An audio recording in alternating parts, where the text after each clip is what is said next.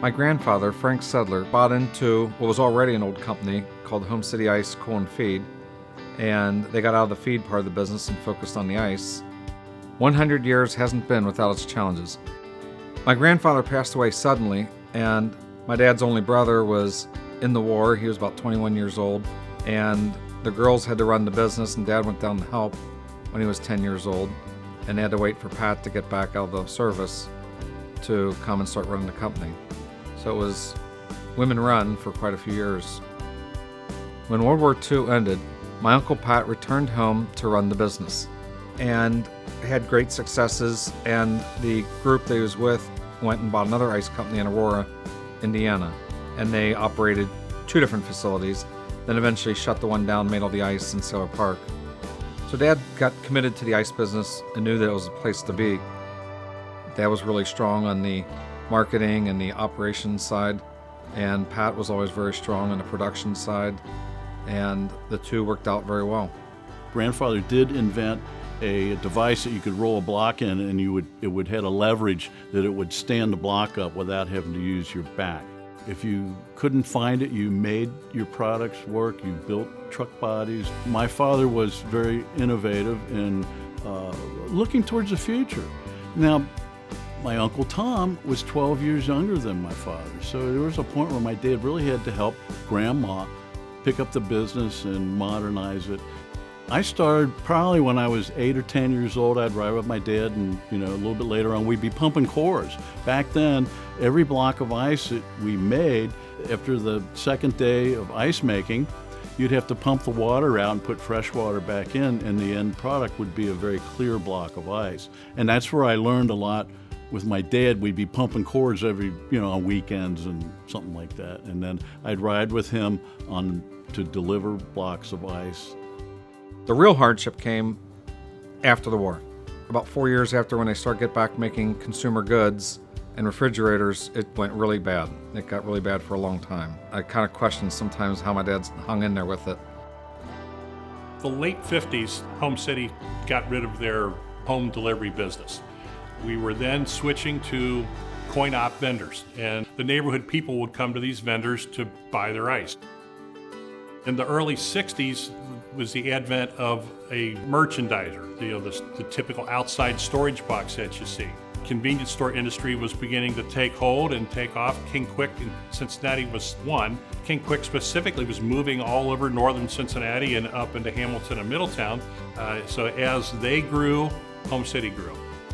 That's the only thing my brothers and I would fight about, was whose turn it was to go to the ice plant with my dad. The main thing I learned from my dad was you can be smart in doing your work, and what can I do to do it better the next time? How can I improve what I'm doing? I never ever heard my dad ever dread 2 seconds coming to work at Home City Ice. I mean, we talked about it at lunch, at dinner, you name it. I mean, it could be Christmas time, somehow the ice company would come up and we'd talk about the ice or trucks or something. My dad was passionate about trucks. He wanted to be the best iceman out there. Let's look at the last 100 years. And so if you look at a map, it looked for a very long time like we were going nowhere. There was one location, and it was in the west side of Cincinnati, Ohio. And go forward from 1924, 34, 44, 54, we've got this one push pin on a map. And again, you think from the outside, wow, sleepy company, not going anywhere. But what I think we were really doing was getting the fundamentals down, understanding who we were and how we could win in this business. And then all of a sudden you started seeing another push pin pop up in Cincinnati, then a second. As the map has expanded, then all of a sudden you can start to see, wow, those fundamentals that we were putting in place for the first 50, 60, 70 years are blossoming. We continue to expand across the United States into some very interesting geographies. So it's been a lot of fun to watch. Things that you thought maybe never would happen, all of a sudden are happening, and they're happening quickly. Home City, over the years, we've done over 200 acquisitions. We have 167 facilities. We service 25 states, and we produce over 12,000 tons of ice daily. The company has the ability to adapt and change when opportunities or challenges present themselves. And I think Home City Ice has really done that over the last 100 years. The family, the company, the executive team, we're always looking forward to the technology and the advancements and the developments that are in the industry. That first major holiday comes in and you see everybody banding together. I think that is really what we're talking about. That's the type of culture that we've built. You feel it, you see it, you experience it. You know, we've led by example. There's not a job out there that we have our people do that we haven't done. We've done just about everything in our business, our family.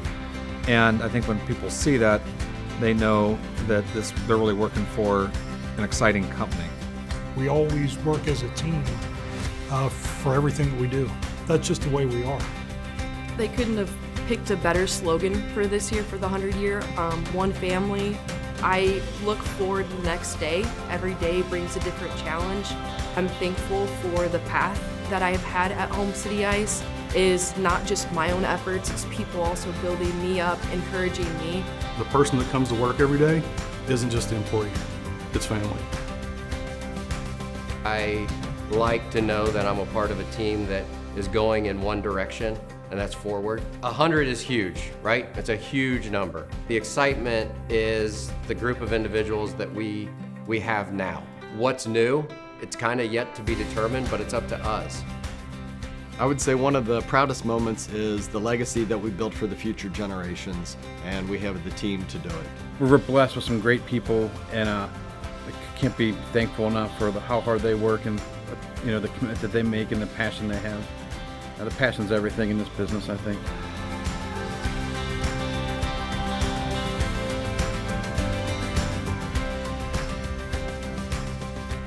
I'm proud to be part of this Home City family that reaches so far. We will continue to build the foundation for another 100 years.